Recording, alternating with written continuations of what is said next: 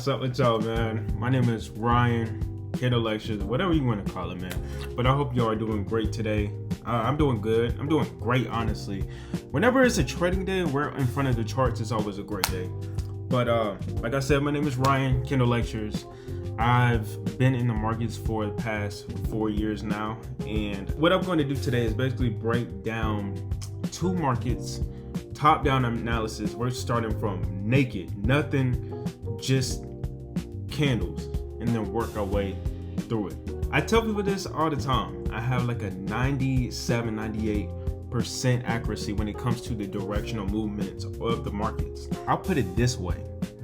I don't remember the last time where I predicted where the market was going to go directional wise, and it didn't go that way. I'll just keep it like that. I'll keep it like that. And for you guys to hold me accountable, what I'm going to do is predict where these markets are going to go. And if I'm wrong, then hey man, that just scratches my credibility right there. And I care about that a lot. So let's get straight into it. All right, man. So let's get straight into this. Right now, I'm basically looking for two markets that I don't really trade like that. So I'm scrolling all the way to the bottom of my chart list. So the first thing, I'll take a look at AU, and then I'm going to pick one more pair. Let me just pick like a random one. I don't want to do EU because it's very similar. I may do like a CAD JPY. Ooh, that's dirty. That's dirty. CAD JPY. F it.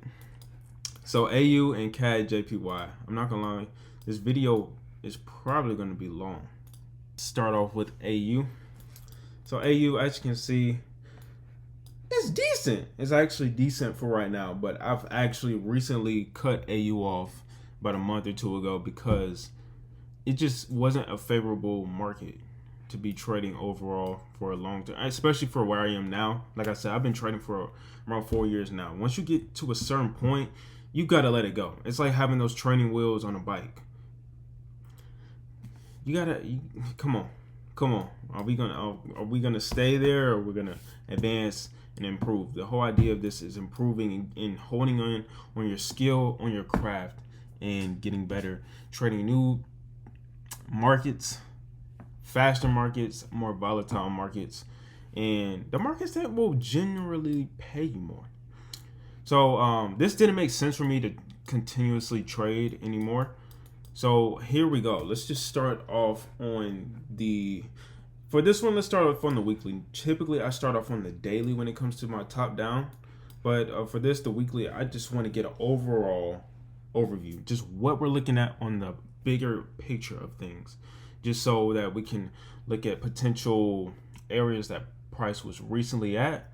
People call that liquidity, like support or ceiling or floor zones. Whatever it is, wherever the case may be, we're just able to zoom out and look at everything for what it is.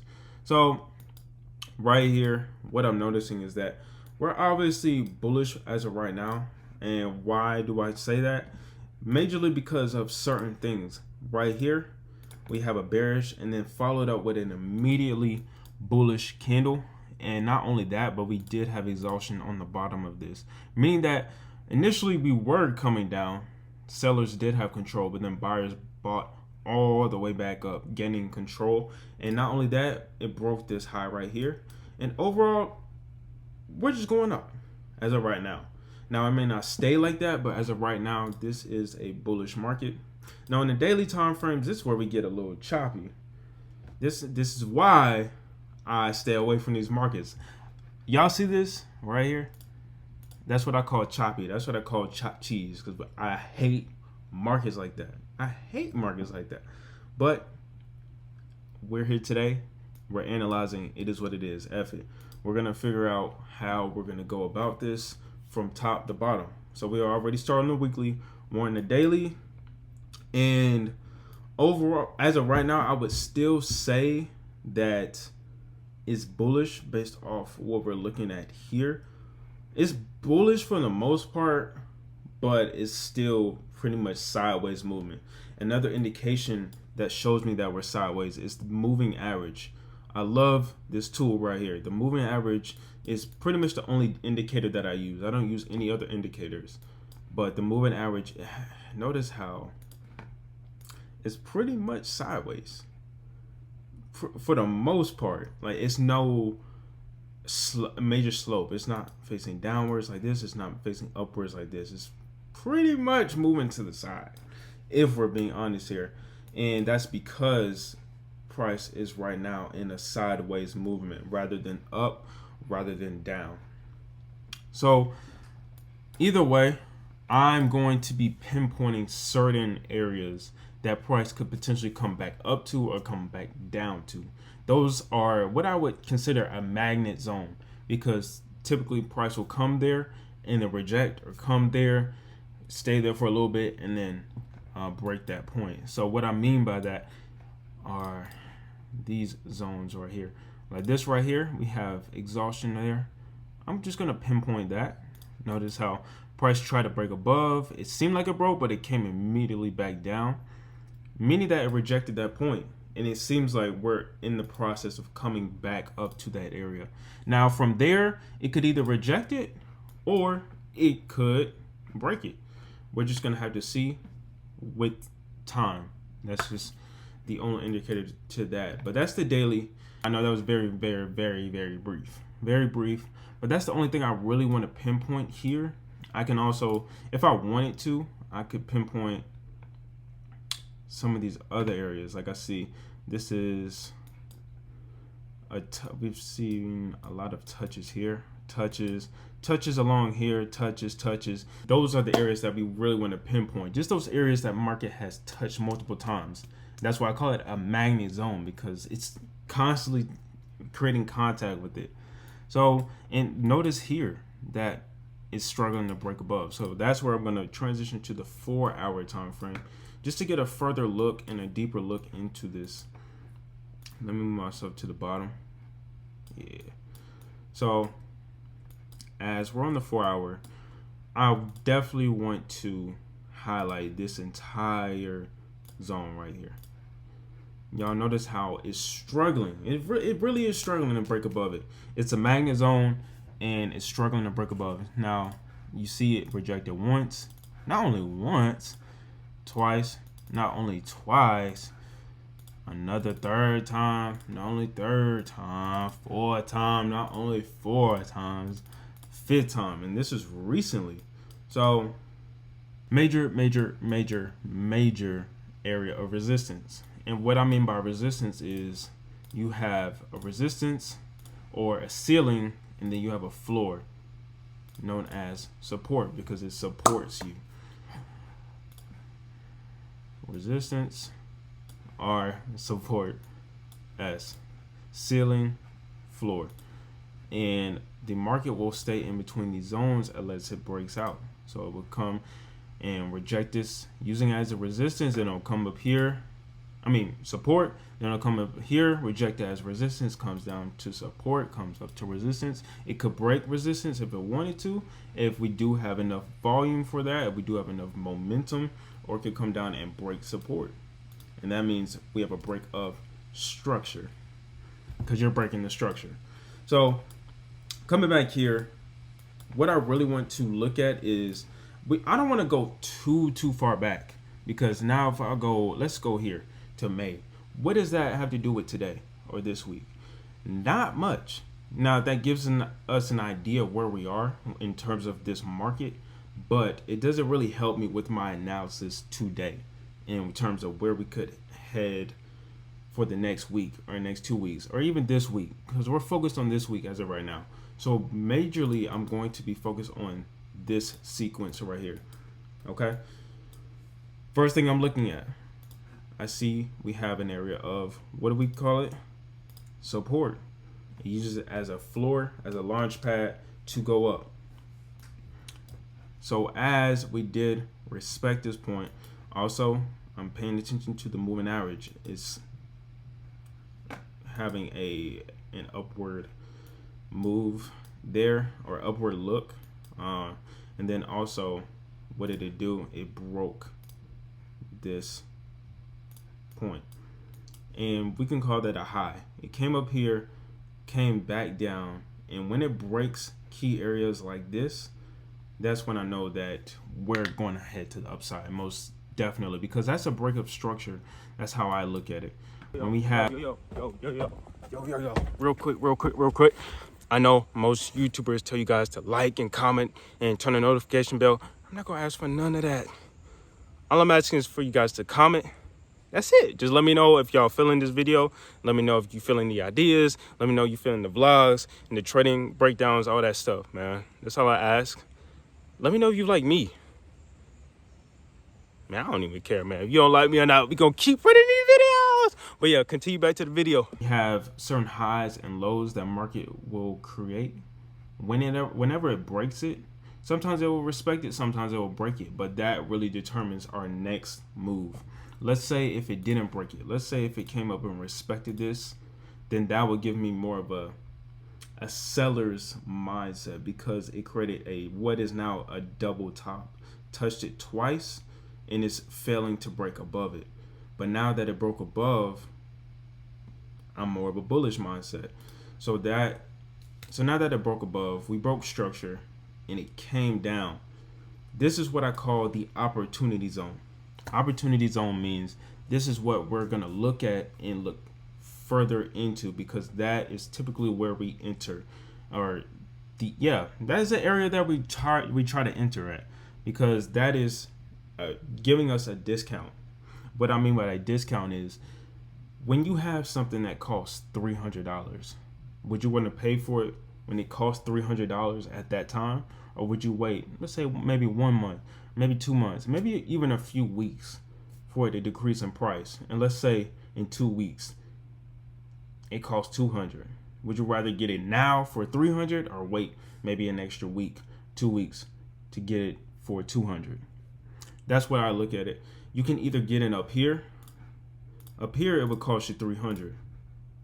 Let's do that. Up here it would cost you $300. Down here it would cost you $200. And that's just the power of patience and waiting for the right opportunity, and hence the opportunity zone. This is what I would consider it as it came down here. This is where I'm going to look to the smaller time frames, otherwise known as my entry time frames, because we get very in the nitty-gritty of things. We look at things in more detail, and it gives us every single detail that we need in order to get into this trade.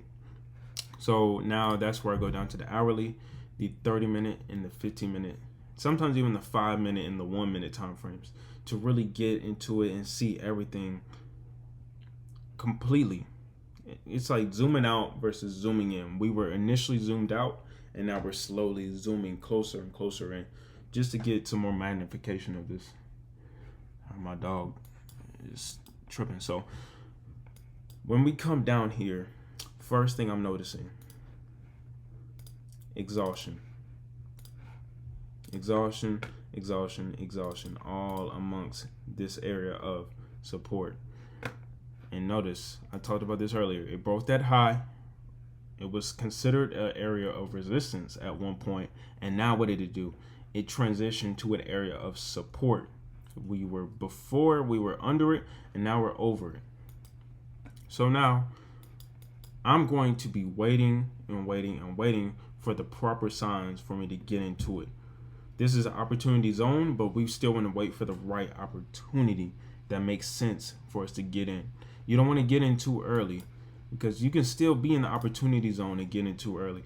I would consider this, for me, too early, because you're getting in up here rather than getting in at a discount. So your risk to reward, if you were to get in here and your targets were up here, that risk to reward is 1.58. Let's do 1.6. 1.6. So you're not even getting double the reward that you're going to risk. Doesn't make sense to me. For me, I execute a minimum of a 1 to 2 risk to reward. This would not qualify as the 1 to 2, so I wouldn't trade this. the best way that I would look at this and the best way that I would execute this is to wait for a discount that I was talking about earlier. I'd rather get in for 200 and get it for 200 than 300. So I'm going to wait a little longer and wait for price to come down here, give us what we call a pullback, and that's where I'm going to execute the trade. Once it comes down here, now I know that we're in that 200 zone. We're getting close to that 200. We're getting close to that discount. We're getting on a sale. We got some coupons. I like it. I like it. We're being cost effective. Cost efficient. So seeing that on the hourly, I'm just looking at different things. I'm noticing we have exhaustion right here, meaning that we're not quite ready and we don't quite have that volume that we need in order to get that push. These exhaustion points really just show us where we were potentially and where we are now. We were potentially all the way up here, and then price pulled all the way down here, meaning that we have a lot of sellers taking over this market at that certain time. As we come down here, I'm going to be paying more and more attention to the details that price is showing us. Again, we have exhaustion down here, and I'm looking at the candles specifically. The candles really show you everything that you need to know. Think of the candles as a story. It kind of just gives you the full story of what we're looking at and where we could potentially be going. So the way I do it, man, I'm all in the nitty gritty. I'm just looking at certain things. I'm looking at counter trend lines, which I see right here.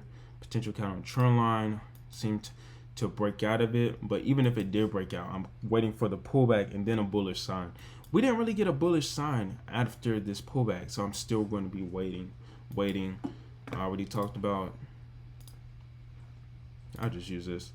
I already talked about this exhaustion, meaning that it was a false start. Looked like that we were going to go up. Wasn't quite ready for that. So we came down, and I'm on the 15-minute time frames. Now for me, this is a rule that I recently created, and that is I won't get into a trade unless I get some form of a break of structure or a structure shift or something major that will give me indication that we're going to go up or down, whatever the situation is. If I don't get that on the 15-minute time frame, I'm not getting in. And the reason why I created that for myself is because typically there would be times where I trade on the 1 minute or the 5 minute, very low time frames, and I would see a structure shift. But that wouldn't translate to the 15-minute or the 30-minute or the 1 hour, meaning that it was just a false start again.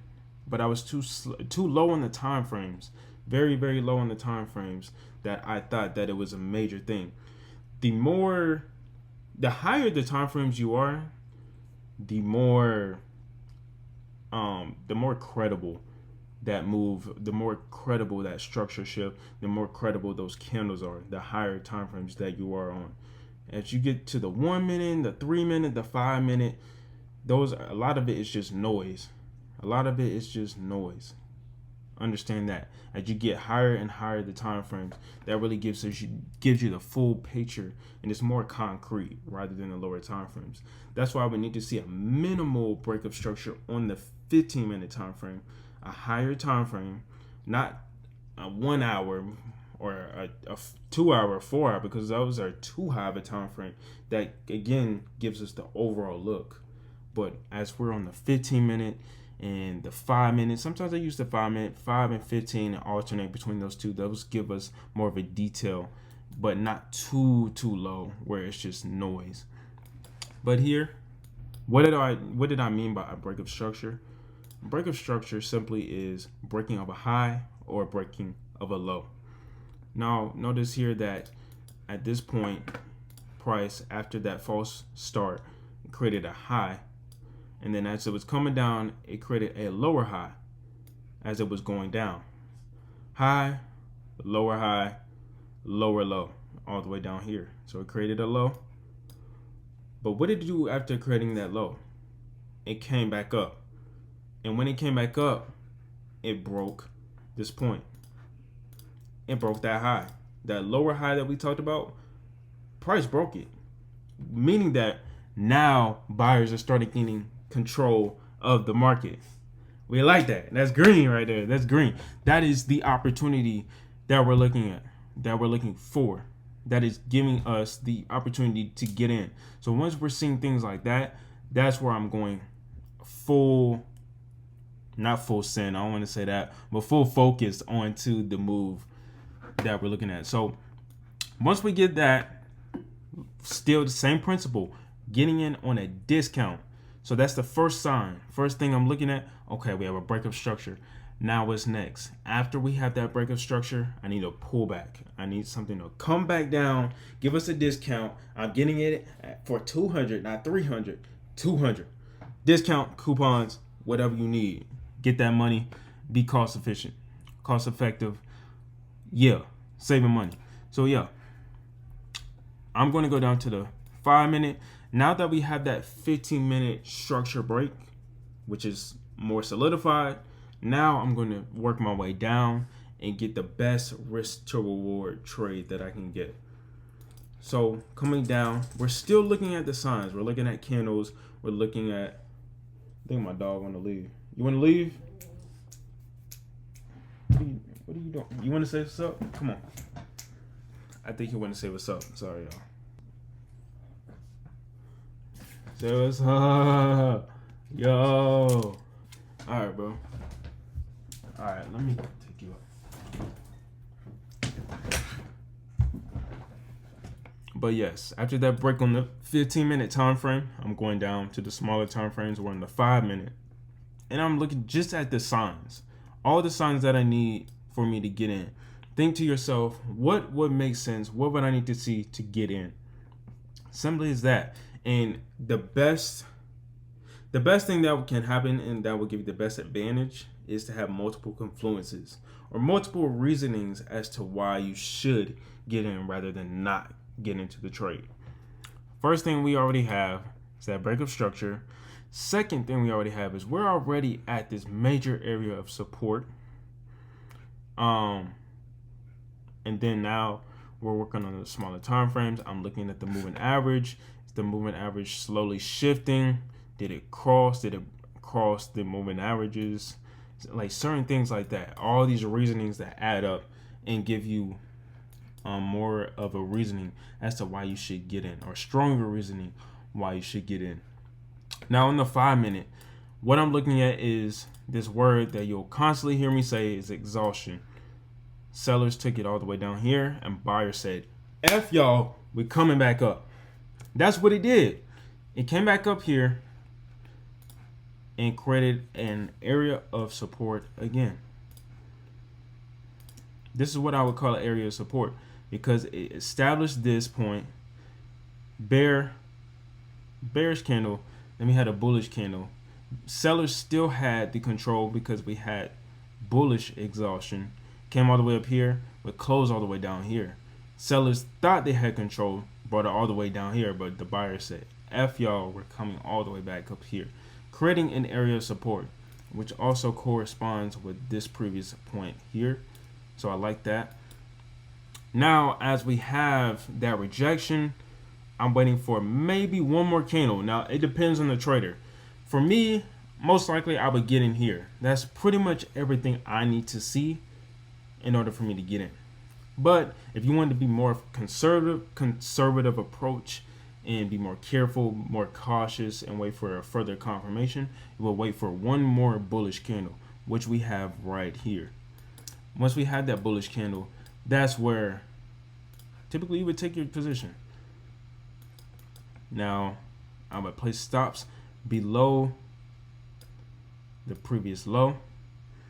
If you want to stretch it out because it's only 6 pips, you can come down to these previous lows. And if you really wanted to be very careful, you can come all the way down to this low. And it's only 14 pips. This is AU. So it's only 14 pips. You're all the way down here. This is like the safest stop loss. Safest place to place your risk. And then that's the beauty of being on the smaller time frames when it comes to your entries, because when you're on the smaller time frames, your stop loss would be relatively small as to compare it to your higher time frame direction. And this goes into the risk to reward. You want to risk as little as possible to make as much as possible. That pretty much makes sense. Would you rather risk 100 to make 200 or risk 5 to make 200? Like, come on. So now that we have our lower time frame entry and stop loss, now this is where we transition back to the higher time frames and analyze where we're trying to head, where we think price could potentially go to. And the first place I always look at is the previous high. So that's the first place I look at. We can aim for these highs and just call it a day and get out. That's a 1 at 2.3. And then we could even stretch out further, go to the 4 hour. We're still at this area of resistance, so there's not too much over that I want to really reach, but I'm going to be looking at this previous high.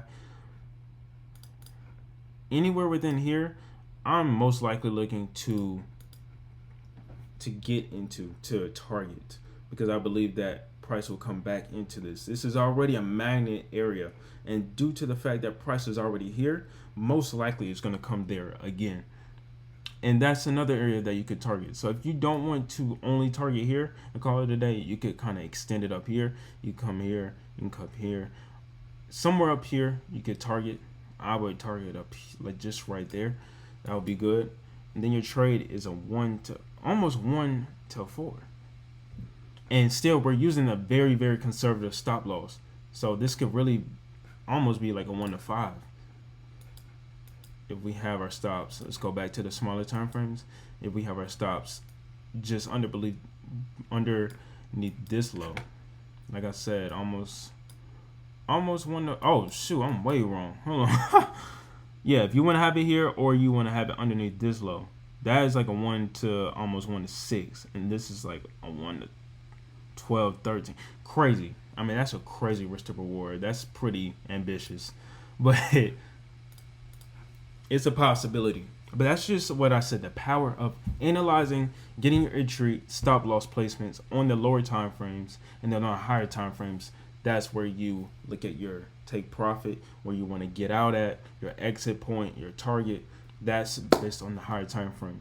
So we're risking as little as possible to make as much as possible. That's just the idea of it. I can get a lot more in depth, but that's just what I want to get at for right now with that pair, with the time that I do have. Next pair, I'm sure y'all get the point.